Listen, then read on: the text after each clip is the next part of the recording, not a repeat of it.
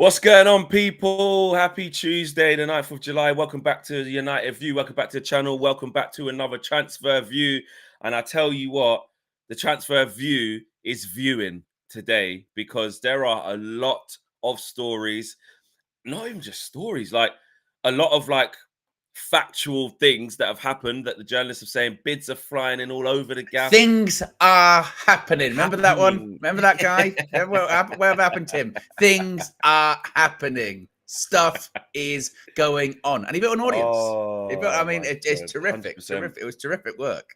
Hearing noises.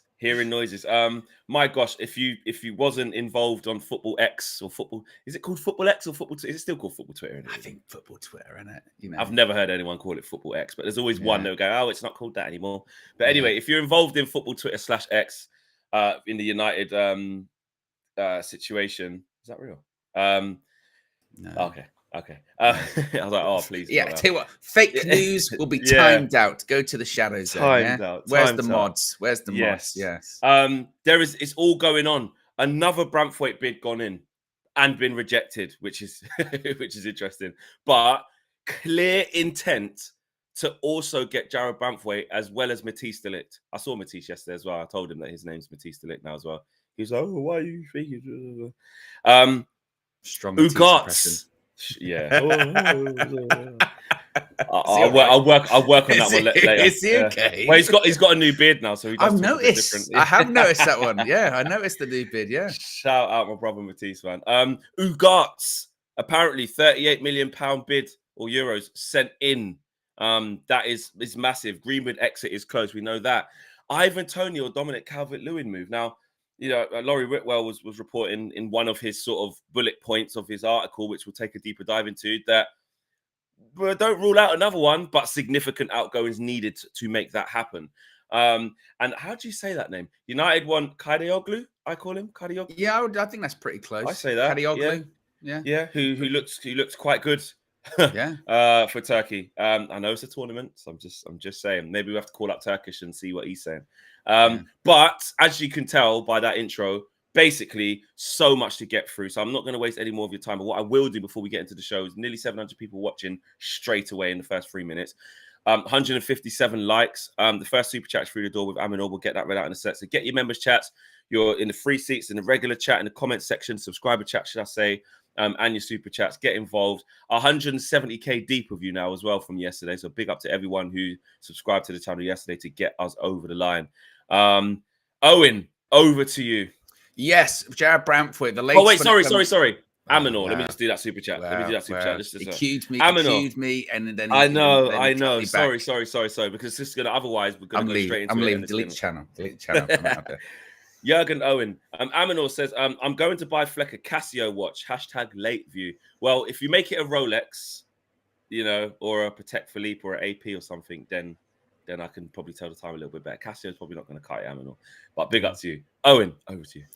Yes, well, and the irony as well, that super chat took a bit of extra time from doing the story. Jarrad Branthwaite, a new bid has gone in and been swiftly rejected from Everton for Jarrad Branthwaite from Manchester United.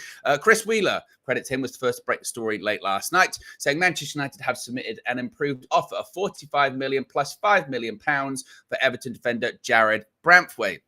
Now it continues. Fabrizio Romano was straight on it and said Manchester United, he said the same thing. Manchester United have put a new bid in for Jarrad Branthwaite, £45 million fixed fee plus £5 million in add-ons. Everton insist on £65 to £70 million price for Branthwaite. No deal again at this stage. The Athletic, David Ornstein, opened up a bit more on this too, saying that Manchester United had indeed put this bid in for the England international. The offer, though, falls below the Goodison Park Club's valuation for Jarrad Branthwaite and was firmly expected to be rejected. We say expected. It looks like it maybe already have been rejected. We'll get to that in just a second, though. The reason why, though, that Branthwaite's the bid for him could be rejected is because Everton see the 21-year-old in a similar bracket to fellow central defenders Harry Maguire, Wesley Fofana, and Josko Gvardiol, all of whom have been sold for figures in excess of £75 million in recent years. Therefore, they believe that Branthwaite is in a similar category. Now, you may say, who is this source? The Bobble. But the Bobble is an insider account when it comes to Everton and is very, very, very, very well sourced. They were all over the first bid when it came to Branthwaite, that being rejected. And they said pretty much straight away that Everton have rejected this second bid worth up to £50 million for Jared Branthwaite. And finally, when it comes to what does this mean when it comes to the De Ligt deal and Branthwaite, is it just one defender, all that kind of stuff? These are two separate deals. These are independent of each other. As Fabrizio Romano says, Manchester United consider Jared Branthwaite and Matthias De Ligt deals as two separate deals. Everton insist on 65 to 70 million pounds for their centre-back. De Ligt talks with Bayern continue, and Manchester United are increasingly confident. Both players are keen on the move. De Ligt only wants United. So that's what you're looking at. That's the clarification you wanted, because you're like, oh, what's going on here? We're getting Branthwaite, then is De Ligt collapsed? Exactly. No. So the expectation is that the Lit one's, I suppose, easier to do. But just because we're going for him doesn't mean that we're not going for Jared Branthwaite, and United still want to do that deal. Flex, what are your thoughts? Yes, very. When I saw that, a lot of eyebrow raising stuff yesterday. That was across all of it, but especially just Branthwaite stuff, because we discussed it, didn't we? As we saw the Lit stuff intensify. I remember asking you actually.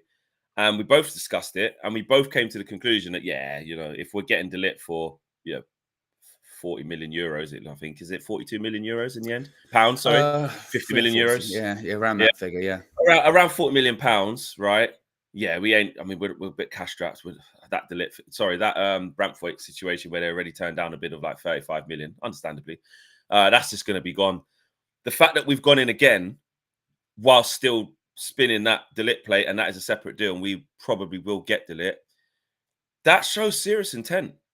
Now, yes, of course, the question then becomes, are we there? Froze. Okay. Yeah. Did it freeze on your end as well? Interesting. No. Didn't freeze here, but froze there. With the fact that we want both shows that, yeah, we're serious about revamping our whole centre-back department. But now we're getting into the territory of, and I've seen people saying it, and rightly so, not too much higher than this, please. Don't get drawn into the 75, 80. And look, Everton, like Samuel Lutka said this morning, they've sold 20 million worth of players already now. So they made themselves secure. They're well within their rights. This whole, like, who do they think they are? This is what happens. Clubs are entitled to do this. And they're right. People like Kadioglu or Fofana, he was at Leicester, doing all right, gets a 60 million move to, the market is the market. Saying he's like the Maguire thing, look, that was a while ago, and he was older at the time. But so they're being a bit sneaky there. They're basically saying, well, you paid, English, doing all right. You paid that before. But the market can be overinflated, but there is also ways of getting value out of it. And what we're not going to do, this is where we do need to dig our heels in. As much as I think Branthwaite would be a good addition, a fantastic addition on top of De Ligt, by the way, that would be proper. But we have to sort of show that we're not going to, commit to too much. The only way I can see it happening, because I think Branthwaite obviously will see all of this happening. Let's be real. I'm going to be a bit snobbish here. He's going to be saying to us, he's going to be desperate to come. Let's be real. Man United have put in 2 bids for you. Yeah, I know there could be scousers watching saying, listen, Everton's a fantastic football club, but I think Branthwaite now will be wanting to leave. That's what Romano said, that he wants to move. He wants to move. So it's how much Everton sort of, stay with what their valuation is, how strict they're going to be on it, and how flexible they're going to be. And Man United need to basically not get their pants pulled down, which it doesn't seem like they are, and don't just give in. Can they restructure the deal with more add-ons? Could you say, all right, 10 million add-ons, 15 in add-ons to get to somewhere near 60, 65, but we're not giving you more than like 45 up front or whatever it is, and the rest is made in add-ons, which if we can, there's clever ways of structuring deals. I think we'll get him. It's interesting. We'll get to this a bit later on when it comes to the Greenwood stuff, because Chris Wheeler was kind of on that one last night, and he was sort of saying how actually that could feed into this when it comes to transfer fees and stuff like that. But I remember when we were talking about this a few weeks ago, because I have to remember, like, this was kind of the first push into the transfer market from Ineos was the Branthwaite bid, wasn't it? That was the first thing that kind of happened, and then it got rejected, and then it went really quiet. And it went quiet because that first bid was like, what, £35 million? It was like, oh, Everton wants 65, and it was like, there's a massive gap there. Can't see that one being overcome. What's going to happen? And then just like that, it just went quiet for like 2-3 weeks, didn't it? And it was like, well, Man United are thinking about putting in another bid, maybe, and I don't think it's any coincidence that there are reports yesterday that with the first day back at Carrington, they have this recruitment meeting, and by the end of the day, they've put a bid in for Jared Branthwaite. So clearly that's been a point of discussion there of like, right, we're going after De Ligt. We think we're going to get that one. We're going after Joshua Zirkzee. We think that's going to happen. We're just seeing if we want to pay the release clause. We want to try and structure it, save a bit of money initially, spread the money that we do have. It's not a lot at the moment. Can we spread it around more effectively? Some player sales going on. I don't think it's any coincidence that maybe an offer comes in for Mason Greenwood yesterday, and suddenly they're like, right, let's go back in for Jared Branthwaite. We got some money to spend now. So I'm with you. I feel like this one now has a lot more legs than maybe it did previously. I think Everton, obviously they're being smart by going, oh, wow, look at these other transfers for centre-backs. It costs this amount. But Manchester United, rightfully so, can push back and say, but we can name other centre-backs that haven't gone for that. So, that's not necessarily the barometer. It's not necessarily the market. And I think, to your point, I think they might have to be leaning on Branthwaite, maybe his representatives, to say, look, we really can only go so high. It's not like a negotiated leverage. We just genuinely, our budget is our budget this year. We've got some player sales that are probably going to be happening. Some are going to be quicker than others. But if you really want this one, you're going to have to work with us here. We're going to have to try. We're going to have to figure this one out.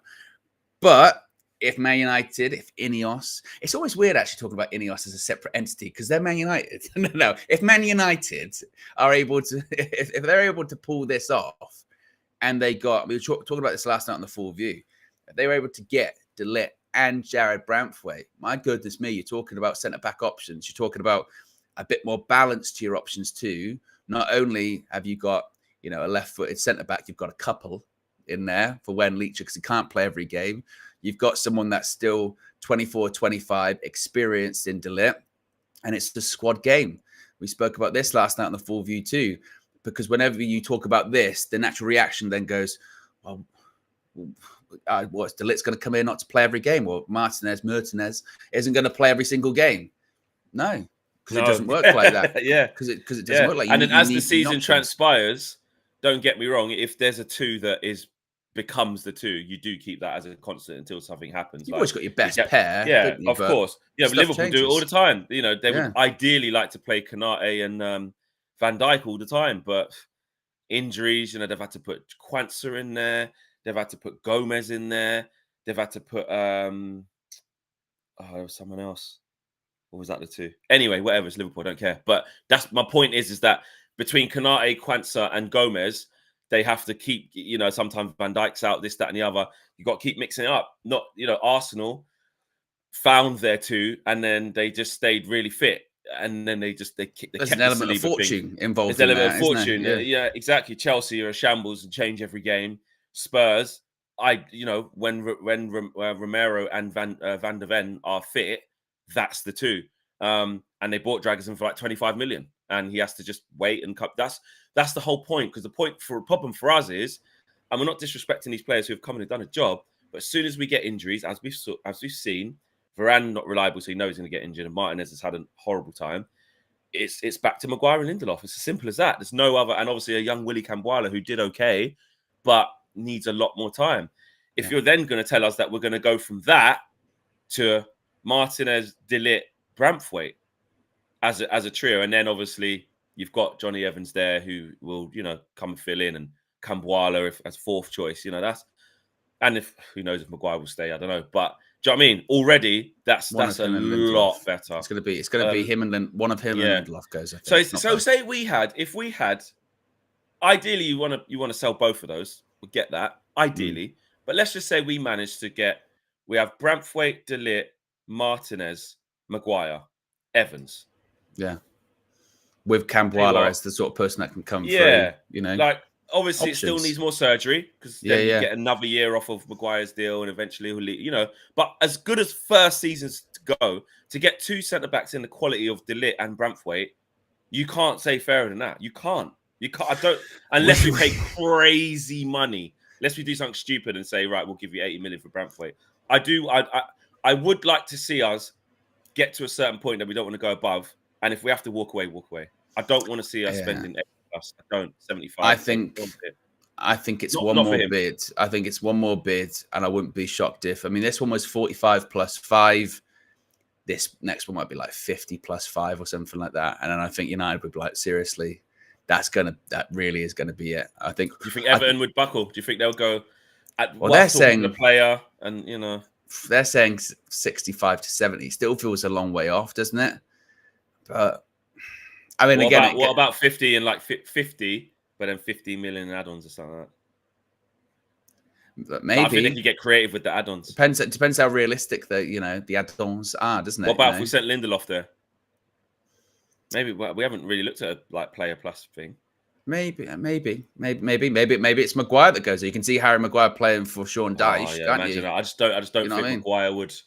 I feel like Maguire would be like, nah. How would they pick up with Maguire? Certainly, maybe not so much with Lindelof, but how would they pick up his wages when they're already towing a fine line when it comes to PSR and stuff like that? Anyway, but I think those things will be things that will be openly discussed for whatever reason. Again, after that recruitment meeting yesterday, Manchester United suddenly again are confident that they can pull this one off somehow. So they've heard something. Yeah. Jig says, Owen, make sure your dad don't get a De Ligt shirt. Owen, you promised us that you would sort this out. We need to have some kind of a poll. He's very committed to whatever the UV community wants on the back of the shirts. I mean, he really don't care. So he'll get anything on the back of the shirt. Yeah. So we need to find a way out. We're still looking at the mechanism of doing it, because it would only be fair to have a list of near enough everyone in the squad. Take out a couple. I don't want to even have any discussion about a Kobe Mania on the back of the shirt or anything like that. Take out a couple. But there needs to be some kind of really long poll, and then democracy shall win. Yeah. Okay. All right. Fair play. Kristen says, Carlisle United will pressure Everton into selling, as they have a sell-on clause on Branthwaite. Hanko is the alternative, as per Laurie Whitwell. Yeah, he's spoken about Hanko, who's at Feyenoord, I think. He can play left centre-back and centre-back. But he did say it could be too expensive as well. So, We'll see on that one. International, with all of the numbers, says not worth more than 50 million. United should walk away. Yeah, if it gets high, I'm with you there. Like, we've got to get creative with the add-ons or walk away, because he's not an 80 million pound. He's not.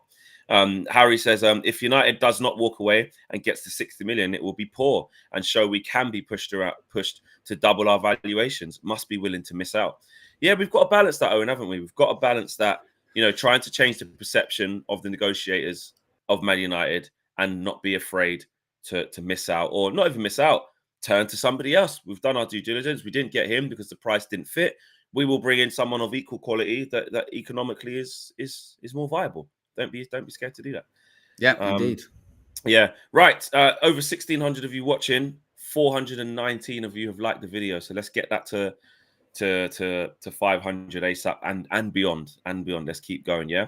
Right. Owen, Ugarte, KG's favorite player, Ugarte. Yeah, this is an interesting one. So reports from France coming out suggesting that Manchester United have made an offer of £38 million plus add-ons to PSG for Manuel Ugarte.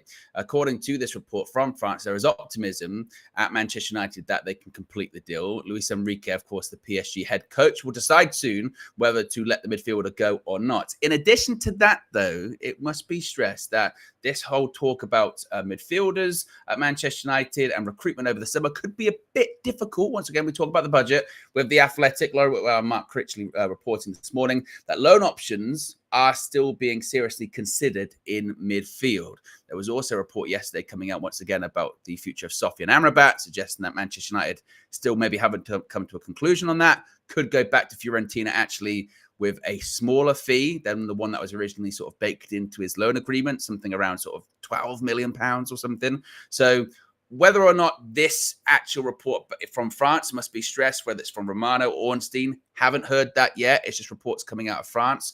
But it's also been reported, maybe by those credible sources, like The Athletic, that maybe because of these pursuits for defenders, strikers, et al., that maybe the midfield may have to be strengthened via the loan market this summer.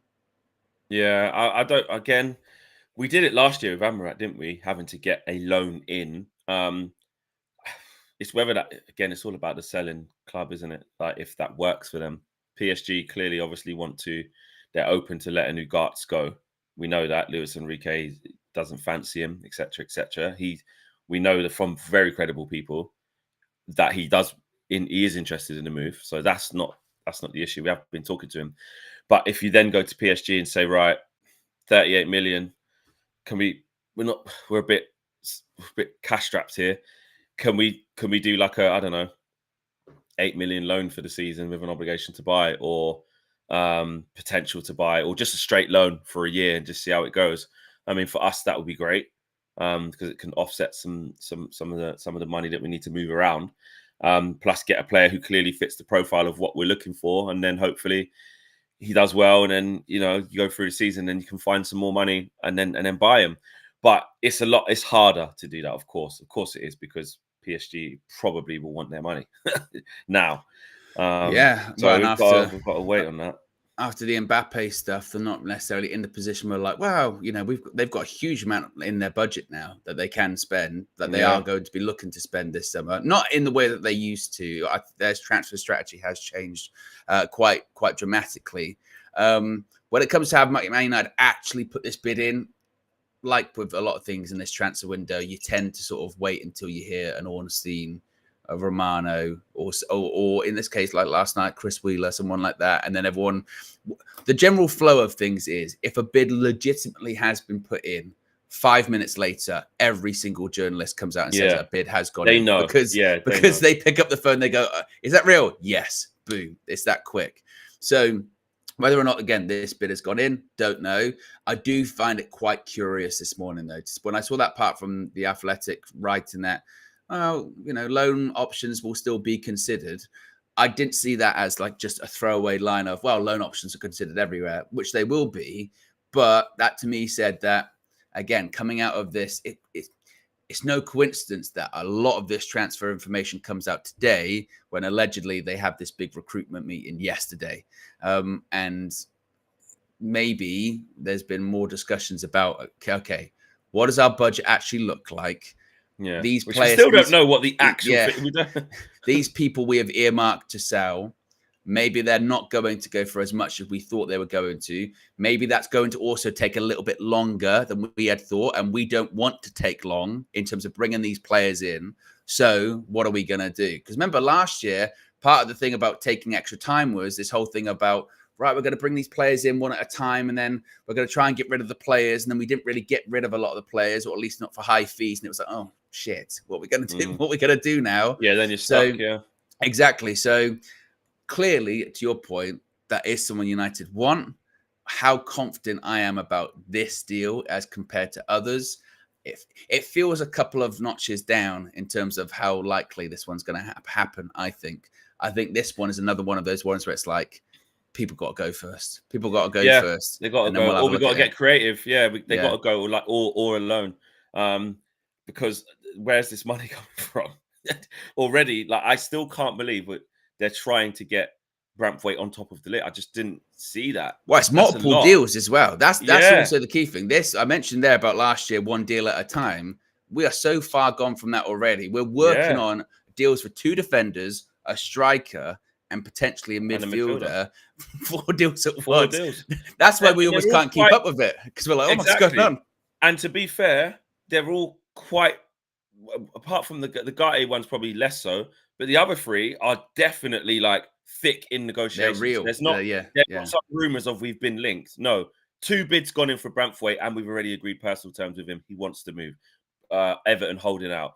Zirkzee, all signed, sealed, delivered. Just trying to work out the structure of the deal, whether to pay release clause or structure the deal differently. Dillit, willingness to sell from Bayern, only wants Man United. Spoke to Eric Ten Hag already. Just basically structuring a deal. Man wants to take a pay cut. Like, I don't want to start getting cocky. We're going to get Delit. Like, we're going to get that one is going to happen. Yeah, do you know what I mean? Going to happen. Yeah, those two are going to happen. And if I was a betting man, I would probably lean more towards would probably get Branthwaite at this. I just think there'll be a compromise somehow. I think as the days start ticking off and Everton want to start getting players in and doing stuff, and then pre-season starts and you've got a Branthwaite who, you know, Sean Dyche is not silly. I know that he doesn't deal with the business side, but he'll have a look in his eyes. He's not tapped in. I can't work with that. And he'll go to the board and say, right, you know, they're still like, I know they've got out of this PSR thing, but they've still got the new stadium coming. They still want to make sure that they're in a healthy position. If they can, they're just trying to hold on, and rightly so, for as much as they can. And I think a deal will get done for like a package, not upfront, for like 60, 65.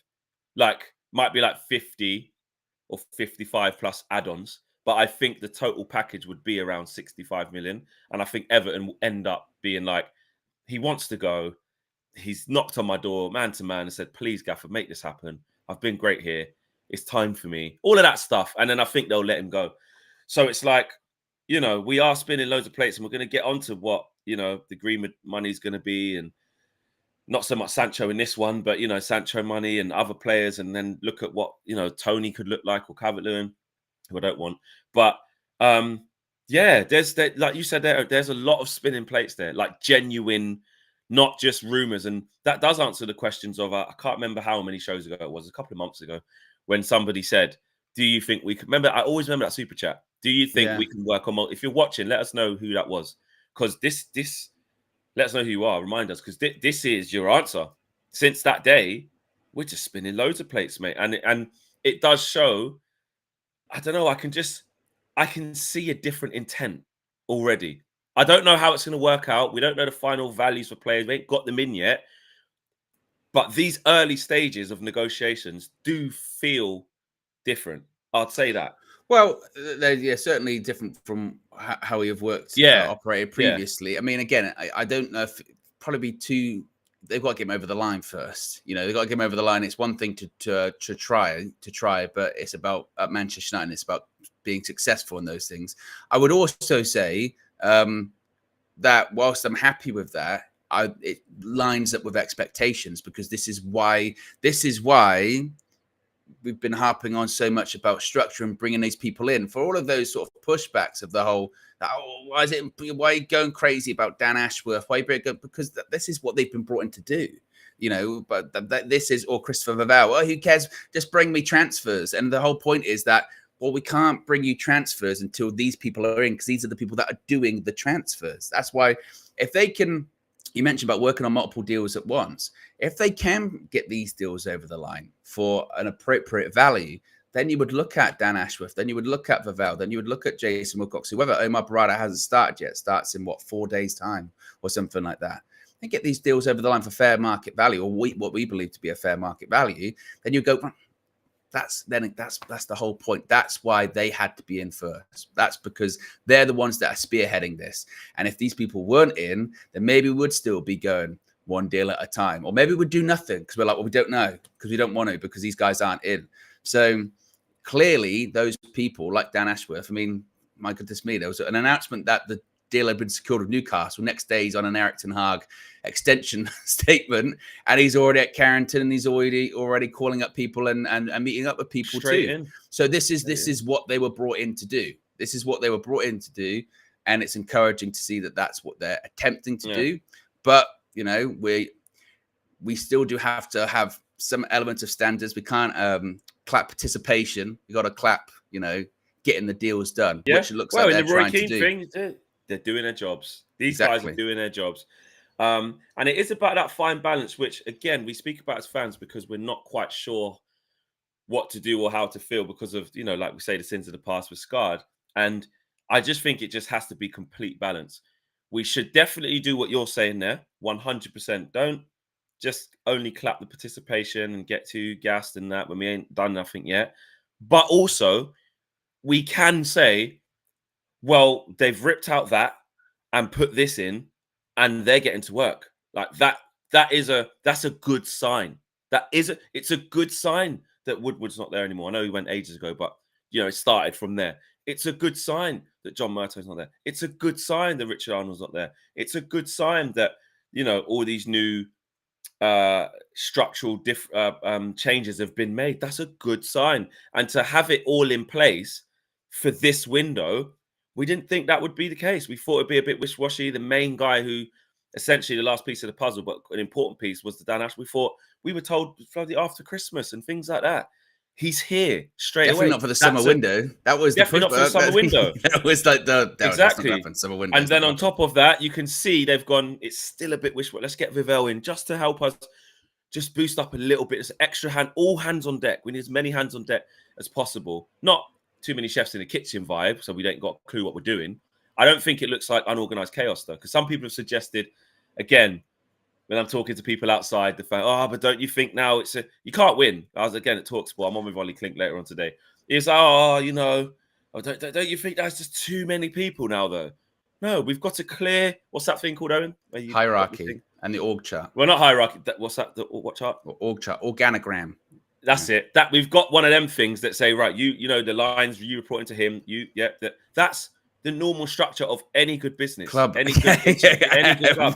But now we've done it, when you had Dan Ashworth and then Amanda Thing and all that, you didn't have too much chefs in the kitchen. Now it's, have you probably got too much people? No, we've just got structure, mate. And also, actually, the way that the Dan Ashworth one happened in the end probably should give actually some optimism and hope, in the sense that, like you mentioned, we were told for months that, look, he's coming to Man United, but don't get your hopes up he's going to be in there for the summer. I'd be very, very surprised if that happened. He's here. He's working on transfer deals now. He's at Carrington. So as much as we can say, like with the Branthwaite one or this Ugarte one, going, yeah, but how are they going to find it? Or I don't know about that. Or we're so used to Manchester United going to the negotiating table, Owen, getting slapped in the face, turning around, walking backwards, crying, or pay a mad amount of money. And in reality, a couple of the things we've already done, whether it was Amar Barada, whether it was Jason Wilcox, whether it was Dan Ashworth, whether it was Vivell, that happened very quickly. A lot of those things, they're told, that's not going to get done, or that's not going to happen. And they did.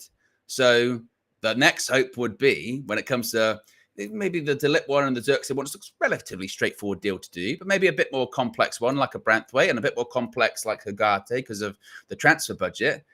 Who are we to say that, they can't do that? Because some of the things they've done already, it was widely said that they weren't going to do. So anything's possible. Anything's possible. Valil in the chat says, Branthwaite is not worth 65 million, Flex. We need to walk away from this deal. Listen, I'm not, I've said it before, I'm not hell-bent on Branthwaite. I'm not like, whatever happens, just make it work. You know me, before the Delip thing, I was saying, listen, go France. Your Todibo type vibes, 40 million. Lenny Yoro, I know he's Real Madrid bound, but I'm just saying that type. Go and get me that from Marseille or Lille or wherever. I agree. Get me the 40. And in the end, we've gone Bundesliga and got one for 40 million, who's very good. So that's the equivalent of what we're saying. So I do hear you, Bilal. I do hear you. But I still do think Branthwaite would be a good addition. It would make us worse, but like you said, that the money, we have to be really careful. Let's get into the super chats and keep the show moving. There's still so much to do. Let's go to Joe Fleming. Big up, Joe. Joe says, I like Delip and Branthwaite in particular because he is quick and strong.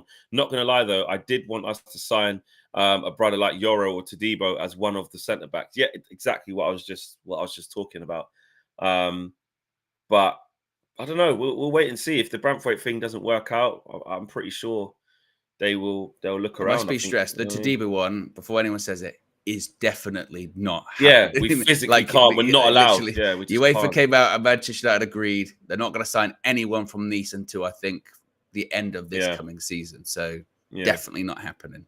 Yeah. So watch your space, Joe. But I hear you on that. That's definitely something the type of profile I want. Aminor says, will Dan Ashworth play left back? Please, no to Ben Chilwell. Yeah, we better not be getting Ben Chilwell, by the way. I know they said he's a consideration. Oh, Marcel last night was going options. Nah, what an option that's just as injured as Luke Shaw, and then when he is fit, nowhere near as good as Luke Shaw. No chance. No, that's what he's saying. No chance. No, mate. If we get, let me not listen. I'm not going to get myself wound up by something that. Let's keep this show moving. I Mason Greenwood, yes, Mason Greenwood. Yes. Now, this you mentioned, we're talking about these bids and how they could be funded. We know Manchester United's budget without any player sales allegedly is like 60 million quid plus. Well, so how are we going to buy 50+ million pound Branthwaite? How are we going to buy close to 40 million pound Ugarte? Well, it looks like one of these fundraisers is going to be Mason Greenwood, and this one looks very, very, very close. Fabrice Hawkins, French-based journalist, last night said Mason Greenwood has never been so close to Marseille. There is not much missing to find a total agreement with Manchester United and the player.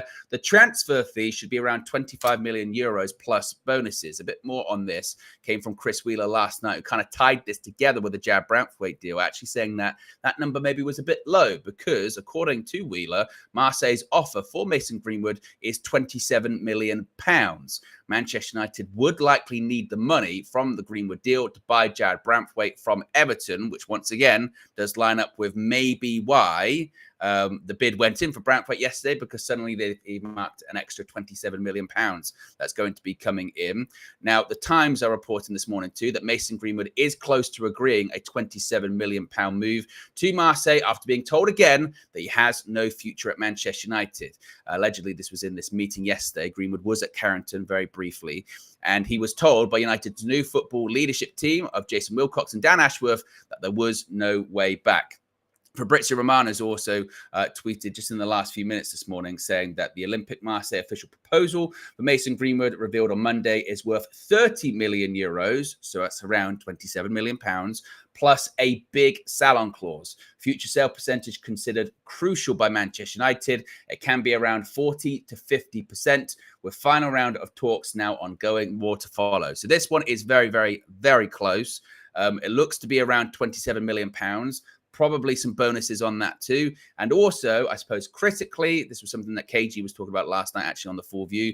That salon clause is probably the biggest part of this deal, because it's very unlikely he's going to stick in Marseille, stick in French football for the remainder of his career, because this has never been a case of talent when it comes to Mason Greenwood, has it? You know, he's an incredibly talented player. And maybe as time goes on, more clubs will be willing to sort of, you know, pick up or take not a risk, but just have to look at that situation and the baggage that comes with it. And Manchester United want to make sure that they're protected and compensated in the future because of it. And it's smart business, really. And it's a revenue stream for the future. This 27 million pounds would be completely pure profit since he came through the academy. And any future fees that Manchester United generate from the salon clause would also be pure profit. It's not the kind of 40 million pounds that maybe some people thought initially. But it might be sort of closer to kind of 30 million pounds, something like that. Yeah, it's 10 or so, a little bit below what we wanted, like up front. Ideally, I think we're all sitting here because we know what Man United were demanding was 40 million. We all want someone to just come in, pay 40 million. We get it. They get Mason Greenwood. We all go our separate ways with 40 million in our back pocket. And again, around Europe, with the types of teams that are going to be interested in Mason Greenwood at this stage of where he's at, in rebuilding his life and his career, you're right, Owen. It's not going to happen. Not with where he wants to play. Italy, France, you know, maybe Spain if he was going to stay there after Getafe. But it just wasn't going to happen. And I think the next move after this one, like you said, is the one where you could get the 50s and 60s if it depended on how good he does. Frankly, and then 27 million from a French team with all of the financial issues that are going on in that league at the moment. Like, to Marseille, that's a big transfer for them. That's a big transfer. So 27 million, and say they sell him. So that's the best part of. Let's just round it up to 30. Let's say they then sell him for 60 somewhere else. We'll then get another potentially 30 million. 30, yeah. So then we would have ended up getting like 60 million out of Greenwood, which is probably what we want to sell him for now, because so. It is what it is. It's a delicate situation. It was always going to be that way, and it's without the situation that's happened off the field. The Sancho situation is similar as well because of the types of places where he wants to play. The money just isn't like that in these leagues. They very rarely come in for players and slap 50 million down, 60 million down, big wages. It's not going to happen. So, yeah, I think it's probably the best out of a bad situation. It helps us secure some money for the future because, like you're saying, no disrespect at all to Marseille, none at all. Big football club. But you could imagine Mason Greenwood within sort of 2 seasons going on to something else, whether that is an Atletico Madrid, whether that is, I don't know, Bayern, and whether that is, Barcelona, who knows, Juventus, who knows, I don't know, could be back to England for someone else, who knows, football changes, but you could see him moving on somewhere else. So I think it's the best we could do now. Get that 27 million in, put it towards someone else. And it is, like you said, there's selling a player for 27 million pounds who you bought from somewhere else. Then there's selling a player for 27 million pounds who's from the academy, who's 100% profit. Yeah. Against your books, it's a lot better because it's 100. Like you said, the money you're making is you haven't spent any money on Mason Greenwood. So, well, put it this way: like if let's say Man United's budget is 60 million pounds without any player sales, suddenly now it's close to 90 million pounds. You go, wow, that's changed. That's changed a lot, hasn't it? So again, I think that's no surprise that suddenly this Jarrad Branthwaite second bid goes in the day allegedly that Marseille have said, right, we'll go close to 30 million quid plus a salon clause. You go, oh, right, Everton, those talks we called, let's now go back and have a bit of a chat about it. So I think that's no coincidence with that one. And I wouldn't be surprised if, Romano gives the here we go. He'll go there. I think that's as good as done. Rizwan says 27 is too low for Greenwood. And look, again, the player that we saw on the way up, we know his ceiling. It is in that, but you have to take into consideration not just the climate of these teams, Rizwan, but the last 2 years for Mason Greenwood. We talk about Donny in the last 4 years of what happens when you don't play, what happens when your stock goes down. And yes, Mason Greenwood has come back into football and had a good season at Getafe, but there's still a lot going on there. You can't. I just don't see how we're going to get much more. It's never an issue of talent. It's not a talent. On talent alone, of course, 27 million, of course, he really is. His trajectory, you look at the sort of stuff Cole Palmer's doing now, he would have been there or thereabouts if he would have kept going, maybe even higher. Like, his talent's unbelievable. And it's a shame this has happened, but the fact that it has happened, we've known this for 2 years, that is the situation we're in, Rizwan. Unfortunately, it's not nice. It's not nice, but all Man United can do is allow him to leave, move on, and secure the best deal financially for the club. That's it. And that's why, like you mentioned, that's why the salon clause is so critical to this, because that is understanding the several climates, the financial climate, obviously the climate surrounding him too, and suggesting that, we know, they know Mason Greenwood's not a 27 million pound player. If you're judging him purely based on talent, my goodness me, he's still incredibly young. And he's still probably got a very lengthy career ahead of him. And he's nowhere near his peak in terms of his playing abilities at this point. And Man United know that. So that's why it's critical that in the future, like you Flex said earlier on, Flex, we can't get 40 plus million now. And even that would probably be low for his talent. But we can get closer to that in terms of the next deal. But as of right now, we also do need the money because, remember, again, he's only got like a year left on his contract anyway, or 2 years left on his contract if they trigger the extra year, whatever it is, the situation with his contract. So that is the best literally they can do, probably. And to be honest, it's somewhat surprising it's come from the French league, but that's also the climate of European football at the moment. There's not a lot of money to go around.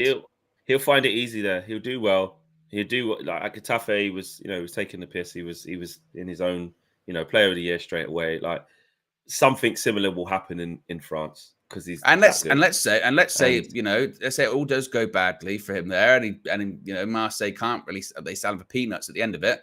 The Man United got a good deal, 27 million quid. Yeah, exactly. Yeah, because if he goes shit from here and doesn't hit the heights, then exactly.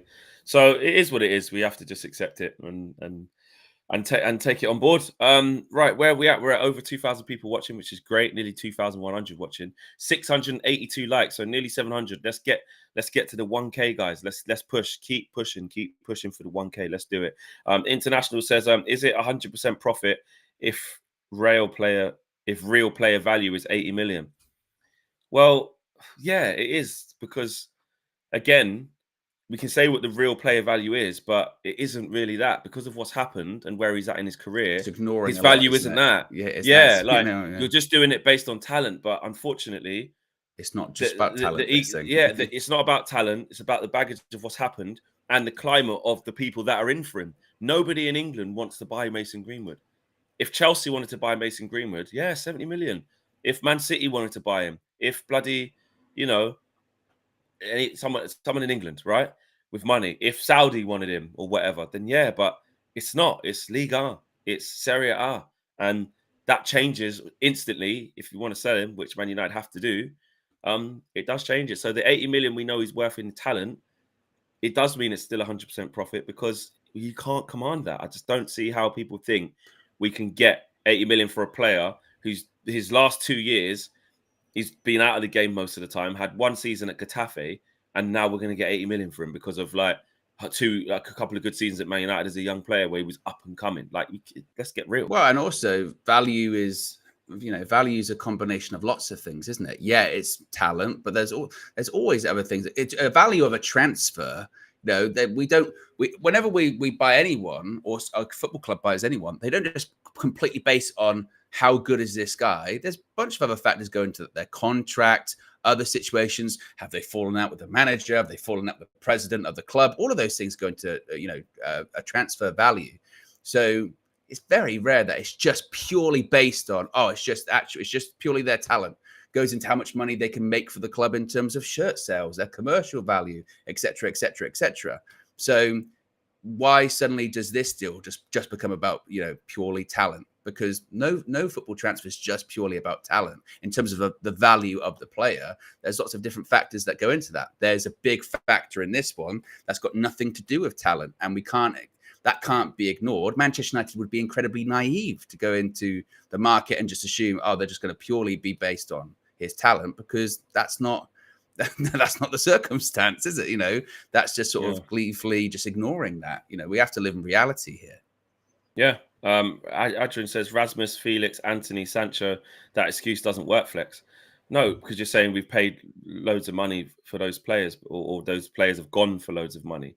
But I just don't, like, guys, he's done something crazy.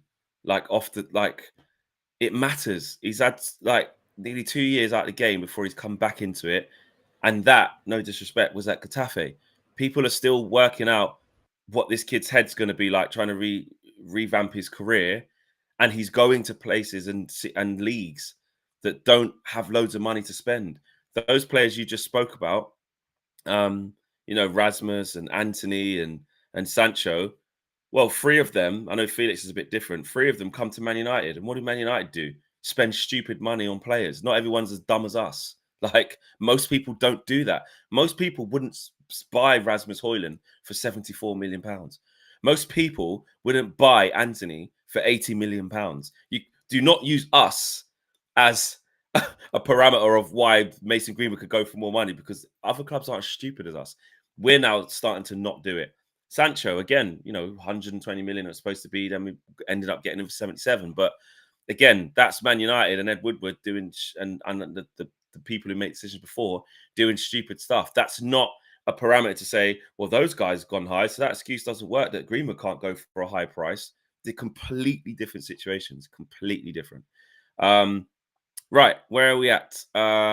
This is interesting, actually. Ivan Toney and Dominic Calvert-Lewin moves. Please like the video. We're at 730. Let's get to 1K as well, peeps. This one was a bit of a surprise this morning, wasn't it? Coming from The Athletic, come from Laurie Whitwell. And this was in kind of The Athletic sort of general transfer update. And he was saying, Laurie Whitwell, that internally talks have taken place about Ivan Toney and Dominic Calvert-Lewin, who each have 1 year remaining on their contracts. Both have indicated they will not be signing fresh terms at their clubs and are looking to move. Brentford are thought to want £60 million for Toney, but some believe they might accept a figure closer to £40 million. Everton's financial situation means they are open to selling Calvert-Lewin this summer rather than risk him leaving on a free in 2025. A deal around the £30 million mark is viewed as plausible. Calvert-Lewin's injury record is a consideration, but United figures have noted he featured in 38 games last season, playing 18 more minutes than Rasmus Højlund in the Premier League overall, and scored 7 goals. And once again, this must be stressed, this seemingly is in addition to this Joshua Zirkzee deal. Now, how possible that any of these deals could be, don't know. The part when it comes to Dominic Calvert-Lewin, not really interested, to be honest with you. I mean, I know they talked about the injury record there in the article, saying, well, last year it wasn't too bad, but over several years, he has struggled with injuries. Ivan Toney, look, I'm a big Ivan Toney fan. I think he's quality. I think scores goals in the Premier League. He's that kind of player we're talking about, aren't we? In sort of in the prime, ready right now kind of thing. Great penalty technique, which is basically this flex. And then does everything else. It just doesn't take away the eye contact. Brilliant. Have you seen the England thing when he's doing the whole? Oh, it's brilliant. Brilliant. Or he's reading the book. She's reading the book without looking. Mental. Yeah, so this one is quite interesting. I mean, to be honest with you, I don't really see either happening. I don't think. Again, we're talking about finances. Where's the money coming from? I'd much rather. You wouldn't want to have a situation where it's like, oh, so that Ugarte deal, what happened with that? Didn't really have the money for it. How many strikers did you get this summer? 2. Yeah. I just don't know if I see that. If I had to pick one of them, I'd go with Tony, but I'm not sure if I see either. Calvert-Lewin, absolutely no chance. No chance whatsoever. 1 injuries over his career. Because again, I'm not going to be hypocritical when I've sort of defended De Ligt's injury record to break down what it is versus what it isn't. But looking at Calvert-Lewin's injury record over his career from like 16, 17 up to now, it's lengthy. In 17, 18, missed 14 games of back injury. 21, 22 muscle injury, 22, 21, 2021 hamstring, broken toe, was out for ages, 32 games, 21, 22. He's come back from that the season after, knee injury, out 12 games, hamstring 11 games. Like he's got a lengthy one. He does have. In fairness, last season I thought it was way worse than it was. I mean, you see what I mean? Missed 6 games last season, but that's the thing that happens. We always think that we see a few injuries. It's the last 2 seasons. Write it off. Yeah, the last. But away from that, can I just say, it's like 2 seasons. Ain't that good? Yeah. That's the other part. Like the injury thing. Like I'm not even, because I hate when people just go, no, injury prone, he can't play football. No, let's take a deeper dive into that. Let's actually look at, because like you said, the feeling would be that he missed pretty much all of last year. That's because I remember when I was playing Beto for ages, just couldn't hit a barn door and it didn't have no striker. But it's like, actually, when you look at the actual thing, it's like, okay, no, he played more games than Rasmus. But then was that because like you said, I remember definitely, because I remember it was like that when we were playing him, when it was like, I think for a while, he was on the bench, and I think that was based upon he's been injured basically for 2 years. We're easing him back in. We don't want to give him too much. That definitely happened. He'd come off early or come on late. Because look, he played 38 times. He played 32 times in the Prem, but how many of them were starts? 26 times, which ain't bad. But I'm looking at the amount of 90 minutes completed. There's not a lot. 1, 2, 3, 4. I think only 4 or 5 of them were 90 minutes. I can see 25, 74, 63, 77, 16, 29 minutes, 83 minutes, 67 minutes, 75. So he's I just kicked my camera. He's not finishing all the games. Do you know what I mean? So, but anyway. And like you said, just away from that, factoring quality. It's not what I want, mate. Tony, absolutely different kettle of fish. Would absolutely take Ivan, of course. That would be great. But yeah, if it's instead of a midfielder like Ugarte, because we've got 3 strikers and one's missing out all the time, which again, look, we do need options, but no, not over a midfielder. Get us that midfielder. If they do get a midfielder and Ivan Toney, I mean, do you think this could be one where, again, I know we don't operate in January, I get that, but do you think there could be a situation where it's like, let's see how much money we've got left in January, then we have a look at these guys? Well, not Tony, because they will cash in. He's got 6 more. He's got 6 months left by that point. But realistically, because it felt like at the end, it felt last season, it felt at certain points he's definitely leaving in the summer, and now it's a bit like, who's actually really in for him a little bit? Yeah, I mean, I still think maybe he ends up. That's why I think Arsenal or something like that. Maybe no, I think Chelsea. I think they've moved on. I don't know. You're right, but that's what I mean. It's more like who's more in for him. Yeah. But that's why I think Man United think they could probably what Tony was just coming out of the gambling ban to what he is now is completely different. Oh yeah, like 18 months ago, they were talking 100 million, weren't they? And the back end of the season for him with some injuries and couldn't get going, he stopped. It's not like he came back and fired Brentford back to safety. It wasn't really, Wissa and Mbremu kind of did that. He was, injured here in and out of team. But that's why I think Man United feel like they might be able to nick him. And for someone like him, where the price could be significantly less, could they do it? If you could get Ivan Toney for like 35 million, you're gonna try. Like you might go, you know what? Maybe Casemiro does stay, and then we just I'll tell you what, I can't turn that down. You get into you get into different things that we don't. Scott McTominay's staying, couldn't really get in. Yeah, Casemiro's staying, but we have to get a midfielder. We have to a different type of midfielder. Or do they go? Oh, I'll tell you what, we will get Amrabat then. Was it 12 million or whatever? We'll do that because then we can get Toney as well. And then we'll get to January or just have one more year of this because we've got Branthwaite, we've got De Ligt, we've got Xerxes.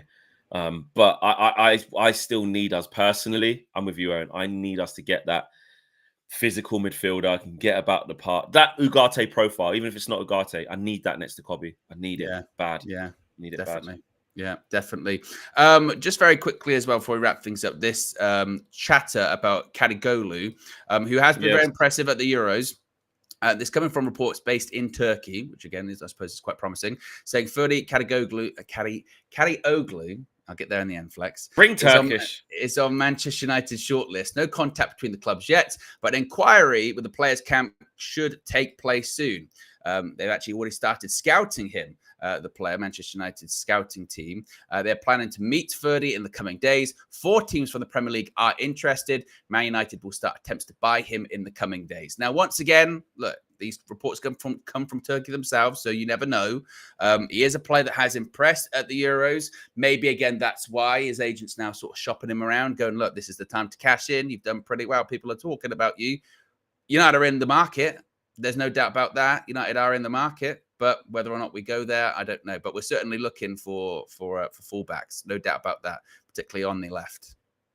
We'll wait and see. I think that one's less so. I think that's just a link. That's where you start getting into the territory of, they want this guy, they want that guy. I think what we've done quite well at in this window so far, anyway, without having actually bought anyone yet, is stick with the main stories, the ones that there's real concrete stuff going on. This one seems like a little bit of a loose link, but definitely one to keep your eye on. I'd say one to keep your eye on. Yeah, at minimum.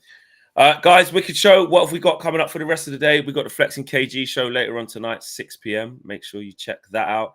And then straight after that, well, about an hour after that, Spain and France, semi-finals, mate. Massive game. And obviously England tomorrow as well.